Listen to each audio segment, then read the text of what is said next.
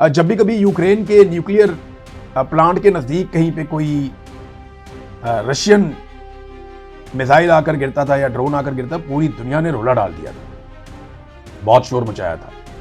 ये सैयद अब्बास इराक्ची इसके बारे में ट्वीट करते हुए कहते हैं कि आप सबको याद है कि मगरिब ने कितना शोर मचाया था और कितना रोला डाल दिया था कि जब न्यूक्लियर प्लांट, पावर प्लांट है यूक्रेन का, उसके करीब आकर कोई धमाका हुआ था।